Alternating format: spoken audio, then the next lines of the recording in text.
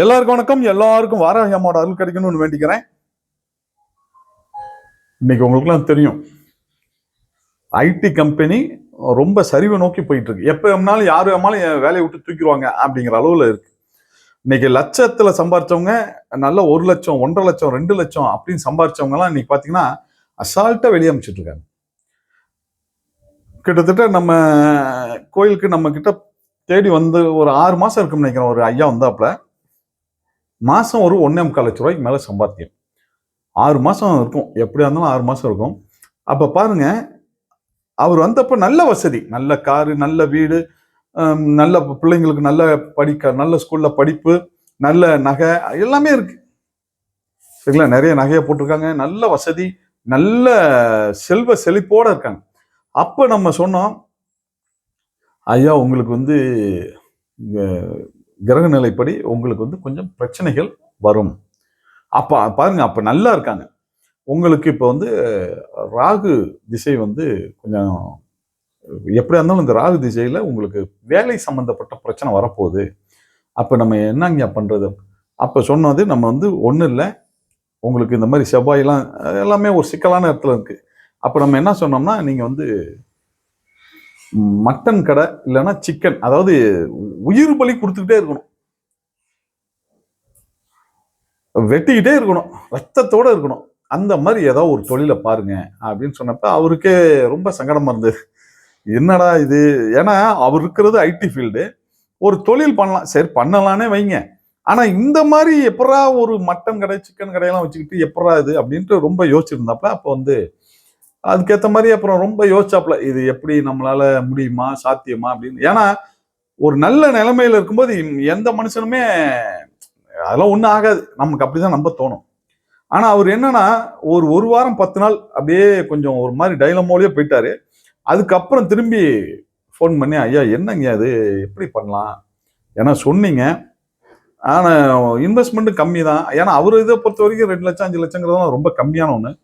அப்ப இது பண்ணலாம்னா நான் எப்படி பண்றது, ஆளுங்க வச்சு பண்ணணும், இதாங்க என்ன செய்யறதுன்னு எனக்கு சரியா தெரியல அப்படின்னு கொஞ்சம் சொன்னார். அப்ப சொன்ன நம்ம, ஒன்றும் இல்லைங்க, ஏதாவது ஓடாம இருக்கும், ஒரு மட்டன் கடையோ சிக்கன் கடையோ ஏதாவது, அவங்க ஏதோ ஒரு சூழ்நிலையில எனக்கு வேணாம் அப்படின்னு சொல்ற மாதிரி ஏதோ ஒன்று அமையும், அந்த இதை எடுத்து பண்ணுங்க. அதாவது நான் என்னால முடியல, ஒருவேளை நஷ்டமாகலாம், இல்ல அவன் அவன் சூழ்நிலை காரணமா அதை விட்டுட்டு போகலாம், அந்த மாதிரி ஃபெயிலியரான ஏதோ ஒன்று தேடி வரும், அதை நீங்க எடுத்து செய்யுங்க அப்படின்னோடனே அப்புறம் அவர் சரி அப்படின்னாரு. அந்த எப்ப வருதோ அப்ப பாருங்க.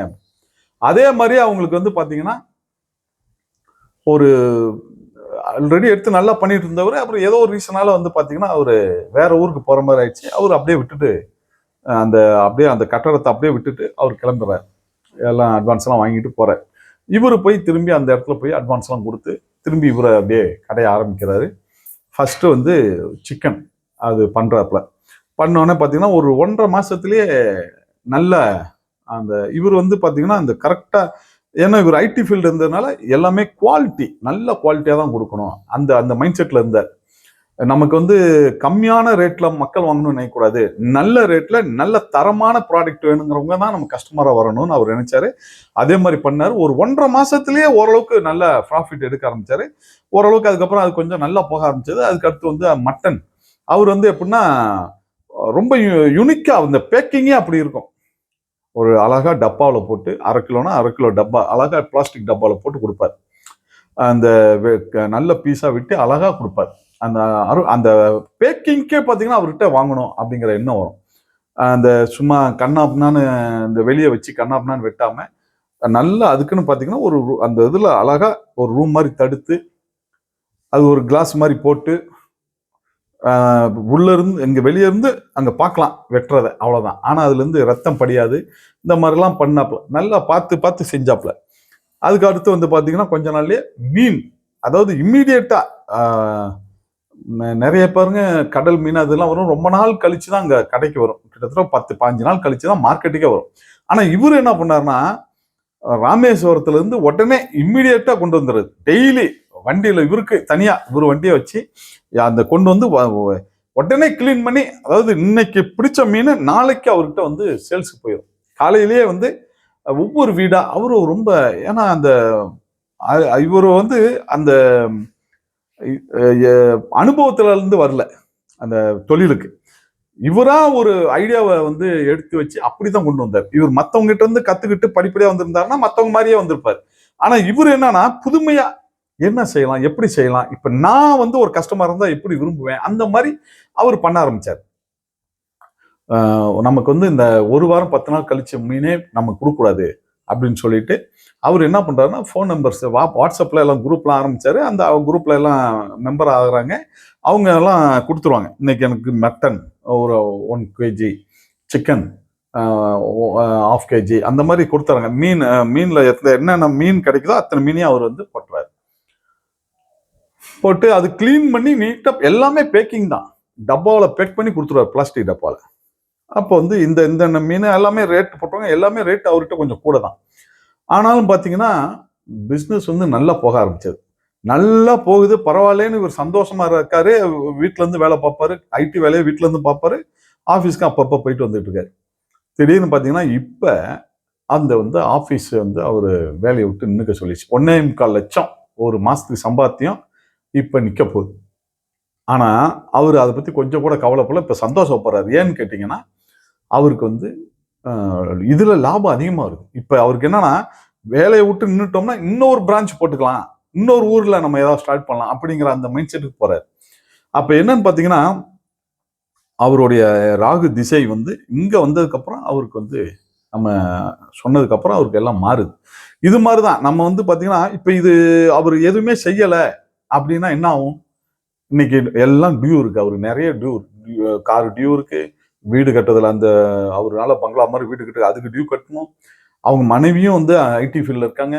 அப்ப பாருங்களேன், ஒருவேளை நீங்க வந்து வெளியே போப்பா, உனக்கு அப்படி வெளியே வேலை ஒன்றும் இல்லைன்னு சொல்லி அனுப்பிச்சிருந்தாங்கன்னா இந்த தொழில் இல்லைன்னு சொன்னா அவரோட வாழ்க்கை கேள்விக்குறியாது. அப்ப என்னன்னு கேட்டீங்கன்னா ராகு திசை அப்படிங்கிறது ஒரு சில சின்ன சின்ன மாற்றங்கள் செய்யறதன் மூலம் பெரிய அளவுக்கு நம்ம சக்சஸ்ஃபுல்லா கொண்டு போயிடலாம். இல்லைன்னு சொன்னா நம்ம மாட்டிக்குவோம். இந்த ராகு திசையில வந்து நான் பெரும்பாலும் சொல்வேன், ராகு திசை முடியும் போது ஒரு சில பிரச்சனைகளை கொடுத்துட்டு போயிடும். நல்ல ராஜா மாதிரி ஒரு வாழ்க்கையை கொடுக்கும், கடைசியா ஒரு சிக்கலை கொடுத்துரும். இல்ல முன்னாடி பாத்தீங்கன்னா ரொம்ப பிரச்சனை கொடுத்துரும், கடைசியா ஒரு நல்ல லைஃப் கொடுத்துட்டு போயிடும். இது மாதிரிதான் சனி திசையும் அப்படிதான். சரிங்களா? அப்ப என்னன்னு பாத்தீங்கன்னா நம்ம அதை எப்படி கையாளணும்னு இருக்கு. அப்ப இவருக்கு வந்து இந்த வேலை தான் இவருக்கு சரியா வரும். அவர் வந்து அதாவது இந்த வெட்டுறது ரெண்டாக்கணும். எப்படி ராகு கேது எப்படி துண்டு துண்டா இருக்கோ அது மாதிரி அவர் துண்டு துண்டா ஆக்கணும். அவருடைய இடத்துல அவருடைய தொழில இந்த மாதிரி ஆகணும். இன்னும் சொல்ல போனா அவர் கையால் ஆகணும். அது அவரால் முடியல. அதனால அவரு எல்லா லைசன்ஸ் எல்லாம் அவர் பேர்ல இருக்கு. இந்த மாதிரி ஒரு தொழில் ஆரம்பிச்சு இப்ப நல்லா இருக்காங்க. சரிங்களா? இந்த மாதிரி ஒரு சின்ன சின்ன விஷயங்களை நம்ம வந்து முன்கூட்டியே தெரிஞ்சுக்கிறது மூலமா நம்ம வந்து பெரிய பெரிய ஆபத்துல இருந்து தப்பிச்சுக்கலாம். இல்லைன்னு சொன்னா நம்ம ரொம்ப பிரச்சனை போய் மாட்டிக்குவோம். திடீர்னு பாத்தீங்கன்னா வேலை போச்சுன்னு சொன்னா நிறைய பேருக்கு ஹார்ட் அட்டாக் வர மாதிரி ஆயிரும். ஏன்னா அவ்வளவு பிரச்சனைகள் இருக்கும். வேலையை விட்டு போடான்ட்டானா முடிஞ்சது. நம்ம கார் டியூ கட்ட முடியாது, நம்ம வீட்டுக்கு டியூ கட்ட முடியாது, இன்னும் வேற இன்சூரன்ஸ் அது இதுன்னு ஏகப்பட்டது போட்டு வச்சிருப்போம். எல்லாம் சிக்கல போய் மாட்டோம். சரி, அப்ப என்னன்னா கொஞ்சம் முன்கூட்டியே நம்ம வந்து தெரிஞ்சுக்கிட்டோம்னு சொன்னா எல்லாம் அதாவது ஒரு பிரச்சனைகள் இருந்து தப்பிச்சுக்கலாம். சரிங்களா? அது அந்த அந்த திறமையை கொடுக்கக்கூடிய அந்த மன ஆற்றல் அதை கொடுக்கக்கூடிய கேது பகவான் இங்க இருக்காங்க. இந்த மாதிரி அதிர்ஷ்டத்தை கொடுக்கக்கூடிய ராகு பகவான் இங்க இருக்காங்க. இது வந்து ராகு கேது பரிகார ஆலயமா அந்த கோயில் இருக்கு. கூடவே லகுவராகி அம்மா இருக்காங்க. இங்க ஒவ்வொரு பஞ்சமிக்கும் இங்க வந்து பஞ்சமி ஹோமம், ராகு கேது பரிகார ஹோமம், பரிகார பூஜை, அப்புறம் நவகிரக ஹோமம், அதுக்கு அடுத்து வந்து பாத்தீங்கன்னா பைரவர் பலி கொடுக்கறது, அபிஷேகம் பண்றது, அதுக்கப்புறம் அன்னதானம்னு எல்லாமே ரொம்ப அற்புதமா இங்க நடக்கும். நீங்க இதுல வந்து சங்கல்பத்துல கலந்துக்கிட்டீங்கனாலே போதும், உங்களோட தலையெழுத்து மாறும். அப்படி ஒருவேளை என்னால் வர முடியலன்னா கீழே ஒரு வாட்ஸ்அப் நம்பர் இருக்கும், அதுக்கு நீங்க மெசேஜ் பண்ணுங்க, நம்ம அதை பத்தி பேசுவோம். என்னைக்கும் எல்லாரும் நல்லா இருக்கணும்னு வராகி அம்மாட்ட வேண்டிக்கிறேன். நன்றி, வணக்கம்.